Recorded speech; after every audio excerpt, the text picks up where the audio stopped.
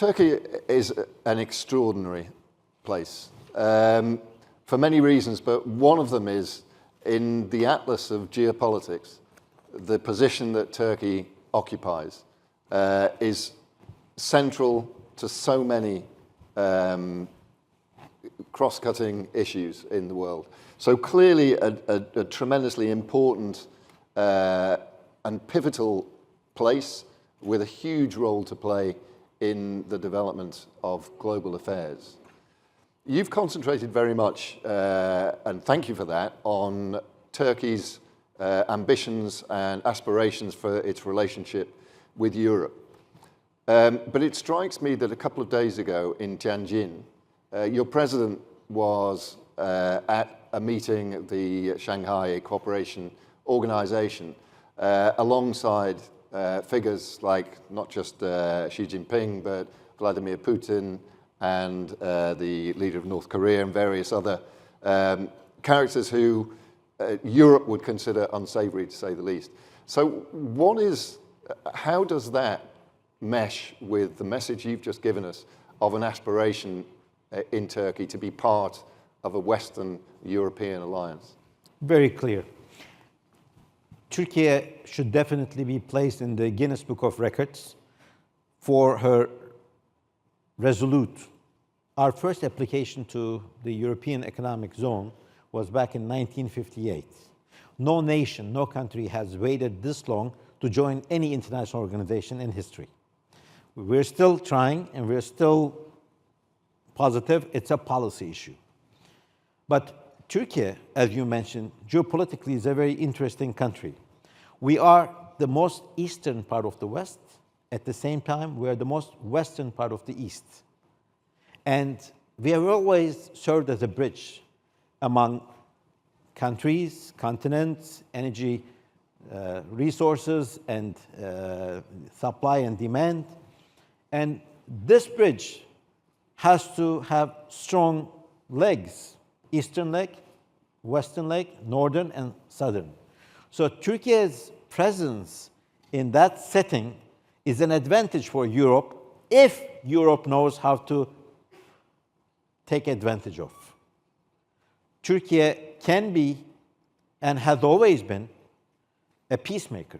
We are the only country where both Russian and Ukrainian delegations meet and come up with a peace plan. And if that peace plan had gone through, the cost of the war would have been much less. Unfortunately, we are all suffering. Not only Ukraine and Russia, but the whole world is suffering because of this war. That's why we would like to see a sustainable ceasefire as soon as possible. But Turkey has this very unique role where we would like to add and contribute to global peace. Okay. Thanks very much for your frank response there. Very brief second question, follow-up.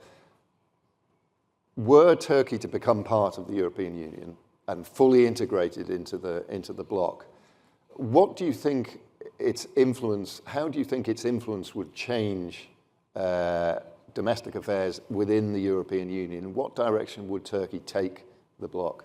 Very brief. Turkey cannot change the whole direction of EU because we would be one of the 28, 29. Every member and has most input. of the decisions are, as we know, based on unanimous, important decisions require unanimity. But what is at stake here is many European countries or leaders are expecting Turkey to adopt the EU decisions without even becoming a member of EU. Well, you've been trying to neglect us, isolate us since 1958, and you want us to obey all your decisions. That doesn't work. You cannot have the cake and eat it. You either treat us as an equal member, and we cooperate in every field, as long as we are at the table when the decision is made. That's what I try to explain in my speech. Of course, once we join, we will be an important actor, and we will have some leverage, but not enough to dictate the EU. That's where many European leaders are exploiting this concept of Turkey is too big or too Muslim or too poor, which are against Europe's interest. Because the fact that we are Muslim, Europe will have access to 1.5 billion Muslims around the world, not only as a market, but also to exchange ideas and to influence.